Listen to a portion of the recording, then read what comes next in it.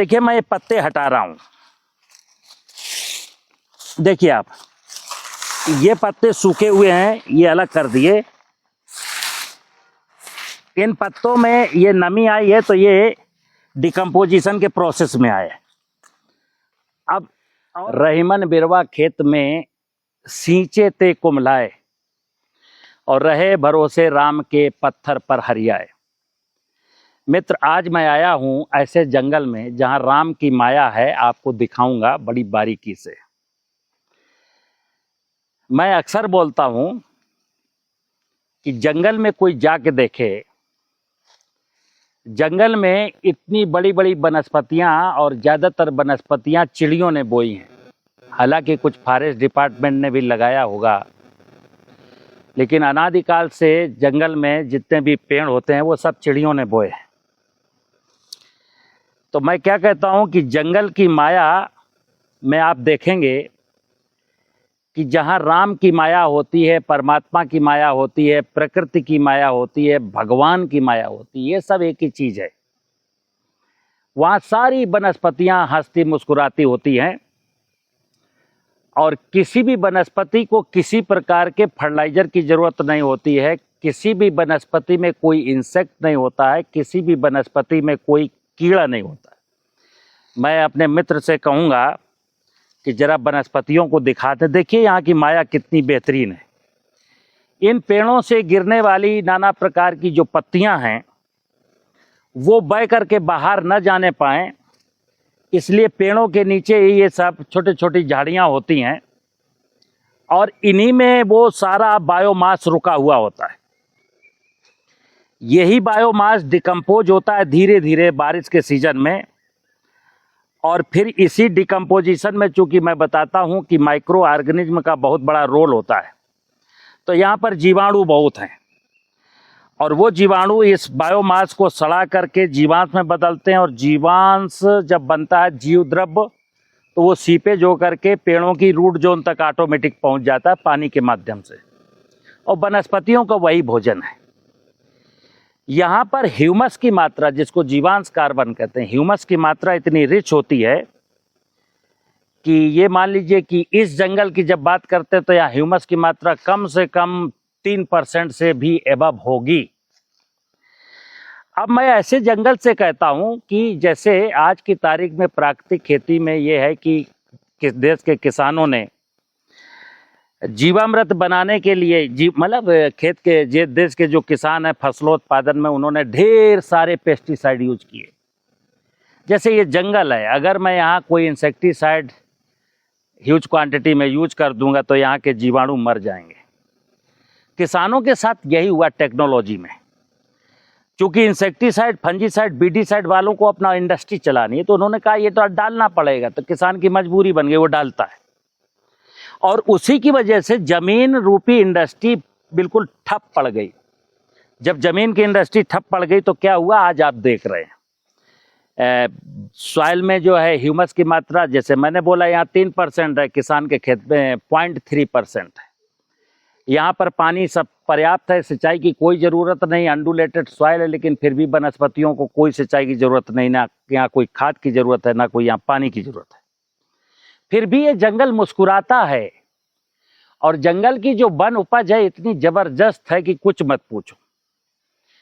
तो मैं आज आपको दिखाता हूं जंगल की माया। तो मैं जरा आपको दिखाऊंगा कि देखिए यहाँ कैसे कैसे खेल है। तो अक्सर मैं कहता हूं कि आप जब जंगल जाएंगे तो जंगल में ढेर सारा बायोमास जहां मिलेगा वहीं से आपको मिट्टी लेनी है। तो देखिए मैं ये पत्ते हटा रहा हूं। देखिए आप, ये पत्ते सूखे हुए हैं, ये अलग कर दिए। इन पत्तों में ये नमी आई है तो ये डिकम्पोजिशन के प्रोसेस में आए। अब और आगे दिखाता हूं कि ये कुछ पत्ते डिकम्पोज्ड हो चुके हैं। ये देखिए पत्ते डिकम्पोज्ड हो चुके हैं।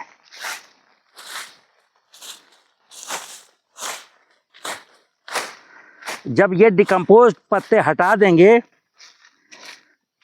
तो इसके नीचे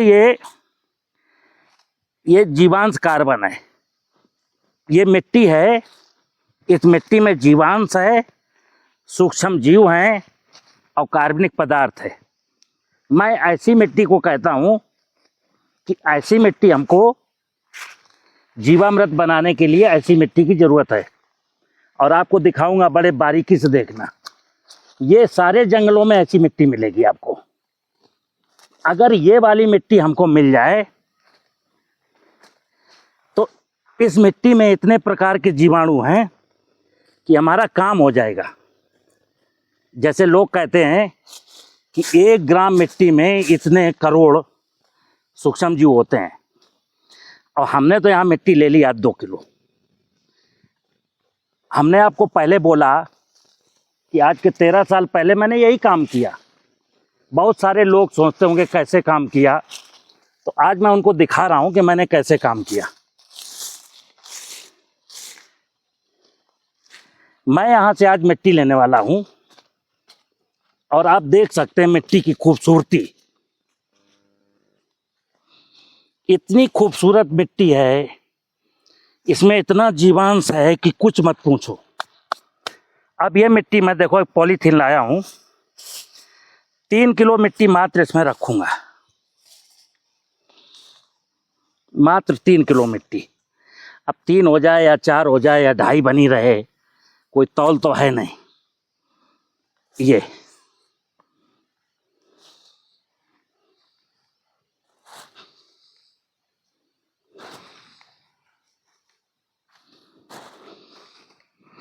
मित्र, ये जो मिट्टी है ये खेत का अमृत है। जब कभी आप जंगल जाएं, कहीं भी बहुत बेहतरीन जंगल हो, थोड़ी सी हिम्मत करें और जंगल के अंदर घुस जाएं और जंगल से ऐसी मिट्टी ले आएं। इस मिट्टी में हैं वो जीवाणु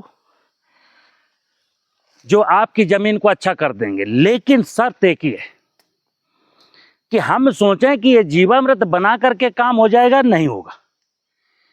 अब ये मैंने बोला कि यहाँ मिट्टी इतनी बेहतरीन क्यों? क्योंकि जंगल है। तो मैं अक्सर कहता हूं कि खेत की मेड़ों पर आपको नाना प्रकार के वृक्ष लगाने ही पड़ेंगे। और बात जब आती है कि वृक्ष छाया मारते हैं, इस जंगल के नीचे, चूंकि फॉरेस्ट एरिया है, अन्यथा अगर इस जंगल के नीचे हल्दी की जाए, अदरक की जाए, ये और बहुत सारी ऐसी शेडेड एरिया में होने वाली क्रॉप हैं, उन क्रॉप से बहुत भारी भरकम आमदनी ली जा सकती है। अन्यथा ये पेड़ देखिए आप, ये पेड़, इस पेड़ में जितनी लकड़ी है ना, इस पेड़ की लकड़ी मुझे नहीं लगता है कि 60-70 हज़ार से कम की है। लेकिन आज की तारीख में इंसान समझता है कि मेरी उम्र 60-70 साल नहीं है। वो किसान आज ये सोचता है कि मैं कोई ऐसा वृक्ष लगाऊं कि अगले साल फल देने लगे। यानी आने वाली पीढ़ियों के लिए कोई कुछ नहीं करना चाहता। मैं एक ही चीज कहता हूं मित्र, हमारे पूर्वजों ने मेरे लिए जिया है और हम अपने लिए भी नहीं जी रहे, और आने वाली पीढ़ियों के लिए तो रत्ती भर सोच भी नहीं रहे। तो आने वाली पीढ़ियों की अगर रत्ती भर भी चिंता है ना किसी को, तो मैं फिर बता दूं कि जंगल की माया को बहुत खूबसूरती से समझना पड़ेगा और अपने हर व्यक्ति को अपने खेत में इसी प्रकार का मेड़ों पर जंगल लगाना पड़ेगा। मैं मानता हूं कि मेहनत लगेगी, लेकिन हमारे आने वाली पीढ़ियों का भविष्य उज्जवल होगा, मेरा इतिहास स्वर्णिम होगा। और अगर मैं लालच के चक्कर में पड़ा रहा ना, मुझे कुछ नहीं मिलता, मुझे आमदनी कैसे बढ़ेगी, तो आमदनी तो बढ़ाते बढ़ाते आपको 60 साल हो गए, आमदनी बढ़ी नहीं और ना बढ़ेगी। आज के ठीक 40 साल पहले कोई किसान देश का आत्महत्या नहीं करता था। आज देश में हजारों किसान प्रति वर्ष आत्महत्या करते हैं, कुछ तो बीमारी के कारण मर जाते हैं। आने वाले दिनों में देखना कि मनुष्य की बर्बादी के जो ओपिनियन पोल है ना, वो आने शुरू हो गए हैं। अगर आप अपनी आंखों से नहीं देख पा रहे हैं तो बात अलग की है। तो मित्र, मुझे उम्मीद है आप मेरी बात समझेंगे।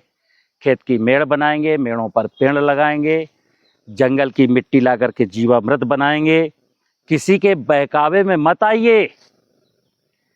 जीवामृत का कॉन्सेप्ट मैं बिल्कुल बता रहा हूँ। जीवामृत का कॉन्सेप्ट है, खेत में जो जीवाणु होने चाहिए थे वो आपके पेस्टिसाइड की वजह से मरे हैं। अगर वो कहीं हैं तो वो जंगलों की मिट्टी में हैं। और जीवामृत की बातें सारी की सारी फिर आपको बरगलाती रहेंगी। और खोदा पहाड़ निकली चुइया। नमस्कार।